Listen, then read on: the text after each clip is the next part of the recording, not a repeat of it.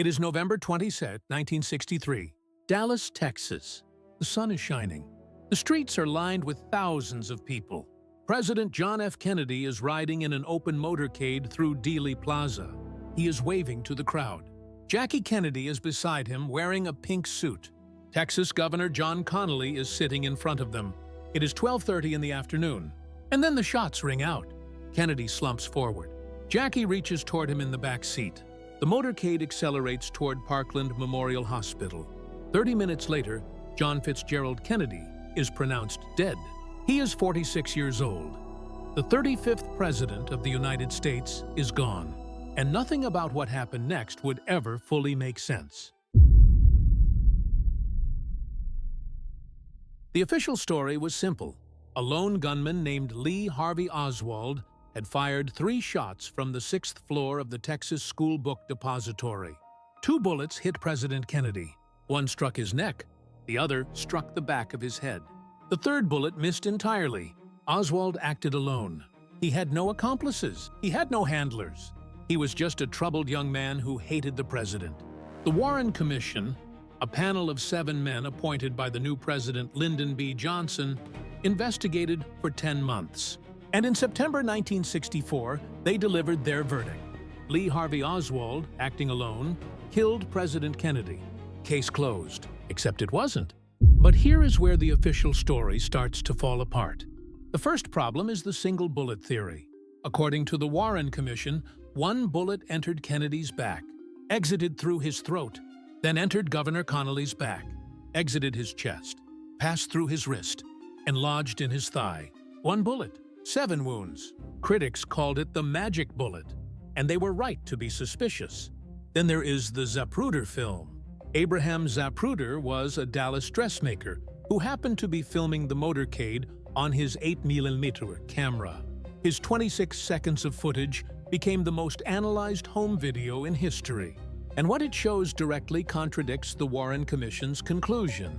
When the fatal shot hits, Kennedy's head snaps back, not forward. If Oswald was shooting from behind, the physics don't work. And that means either the Warren Commission was wrong, or there was a second shooter. But the single bullet theory was not the only problem. 2 days after the assassination, Lee Harvey Oswald was being transferred through Dallas Police Headquarters. He was surrounded by police officers. There were journalists everywhere. And then a man stepped forward from the crowd. His name was Jack Ruby, a Dallas nightclub owner with known ties to organized crime. And he shot Lee Harvey Oswald dead. On live television, in front of dozens of police officers, the only man who could confirm or deny the lone gunman theory was dead. Jack Ruby was arrested immediately. He claimed he acted out of grief for Jackie Kennedy. Nobody believed him. Ruby was convicted of murder. But before he could appeal and potentially talk, he was diagnosed with cancer and died in prison in January 1967. Within 4 years of the assassination, both the man accused of killing the president and the man who silenced him were dead. And the questions were only getting louder. So if Oswald didn't act alone, who did? Over the decades, 3 main theories have emerged. The first is the CIA. Kennedy and the CIA were at war with each other. After the disastrous Bay of Pigs invasion in 1961, Kennedy fired CIA Director Allen Dulles. He reportedly told aides he wanted to splinter the CIA into 1,000 pieces. The CIA, in turn, blamed Kennedy for not providing air support during the invasion. They believed he had handed Cuba to the Soviets. And Allen Dulles, the man Kennedy fired, was appointed to the Warren Commission. The second theory is the Mafia. Kennedy's brother Robert, as Attorney General, had launched an all-out war on organized crime. The Mafia had helped elect JFK in 1960. They expected favors in return. Instead, the Kennedy brothers came after them harder than any administration in history. And Jack Ruby, the man who silenced Oswald, had documented ties to Chicago organized crime figures. The third theory is Lyndon B. Johnson. LBJ was Kennedy's vice president, and they despised each other. Johnson knew he was about to be dropped from the 1964 ticket.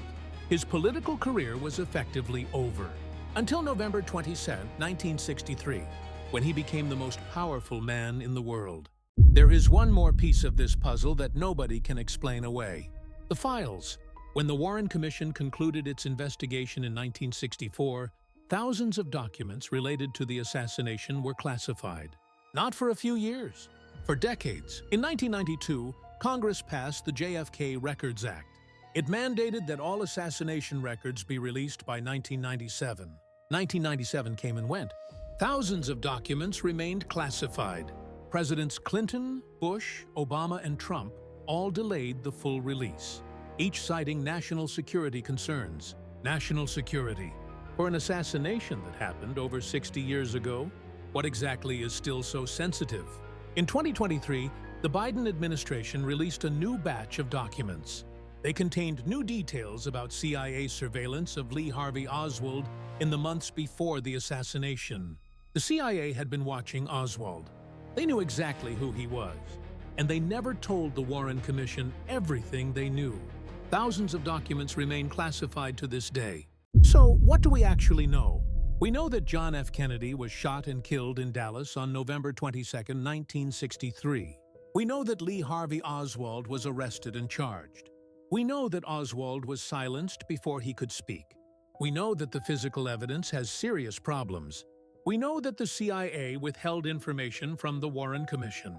We know that thousands of files remain classified 60 years later. And we know that in 1979, the House Select Committee on Assassinations concluded that Kennedy was probably killed as the result of a conspiracy. Not a lone gunman, a conspiracy. The United States government's own investigation concluded that its previous investigation was probably wrong. And yet no one has ever been charged. No one has ever been held accountable. The most powerful country in the world lost its president and has never fully explained how. This has been Beyond the Textbook, where history goes deeper than what you were taught. If this changed the way you see the world, share it with someone who needs to hear it.